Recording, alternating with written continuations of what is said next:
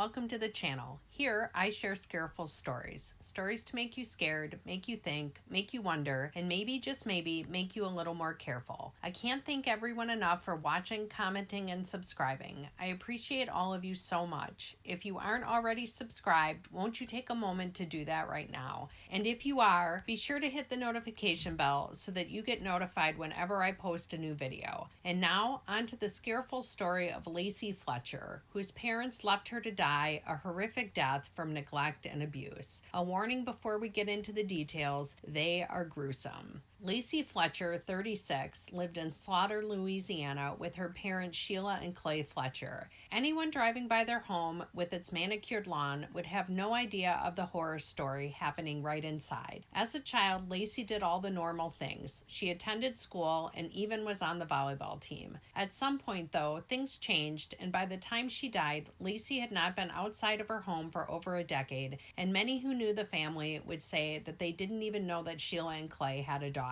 On January 3rd, 2022, Sheila, 64, found her daughter dead on the couch and called 911. Emergency responders were surprised when they entered the seemingly normal and neat-looking home by the strong stench that they encountered immediately upon entering. If they were surprised by the smell, to say that they were horrified by the scene they found would not be a strong enough description. Lacey's dead and partially naked body was sitting on the couch, and from the looks of things, Lacey had been on the couch alive but not moving from it for a very long time before passing. The leather of the couch was worn away, rotted by feces and urine. Lacey's body had severe ulcers, bug bites, and was riddled with maggots. Feces covered her body, some of it being in her hair and even some in her ears. From remaining in the same place for so long, there were spots where Lacey's bones could be seen because her bed sores were so deep. Unreleased photos showed Lacey practically disappearing into the couch. So much of the couch had been worn away that her body was sunken down into it as far as her shoulders. The responding sheriff's deputy is quoted as saying, "The scene was sickening. I've seen some horrible things in my life, but nothing like this. The parents were in the kitchen. They did not have an explanation. I couldn't eat for a week, and I cried for a week." The coroner found evidence of a bacterial infection and also that Lacey had COVID at the time she died. She also suffered from starvation, weighing only 96 pounds at the time of her death. Ultimately, she died from sepsis, which was the result of a bone infection. It was determined that her death stemmed from at least a decade of medical neglect. So how did Lacey come to be left on a couch for what prosecutors say was at a minimum 12 years before she died? Prior to her death, Lacey's parents had held down good jobs and were considered pillars of the community. Clay, 65, worked for a nonprofit business, and Sheila had worked in the past as a police and court clerk,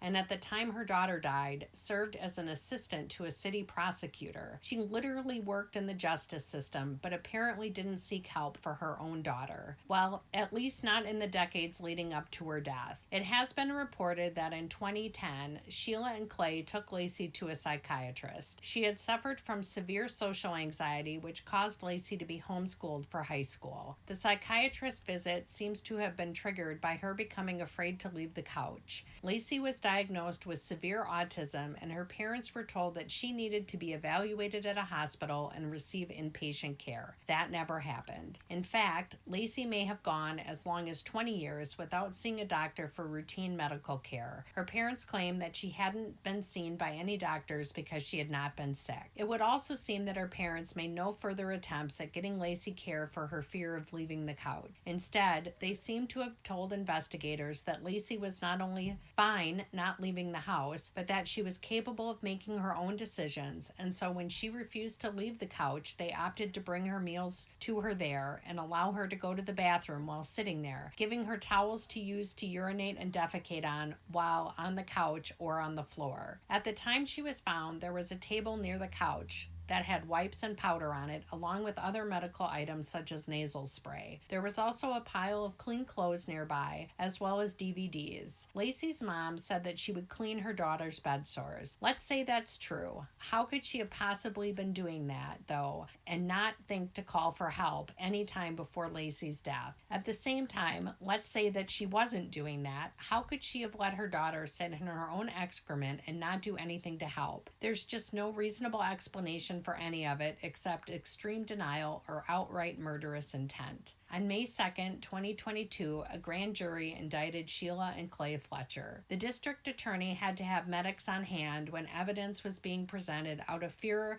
that the jurors would have strong reactions to the crime scene photographs. Lacey's parents have been charged with second-degree murder and face up to life in prison. Their attorney released a statement saying that they have been through a lot of heartaches over the years and that anyone who had lost a child knows what it's like. Okay. I'm guessing millions of parents who have lost a child would disagree. Losing your child from an accident or illness is not quite the same as losing your child as a result of your own neglect and cruelty. Sheila and Clay Fletcher may face trial as soon as October. So that is the sad and scareful story of Lacey Fletcher. Let me know your thoughts down below, and until next time, hug your kids, stay safe, and stay careful. Bye, guys.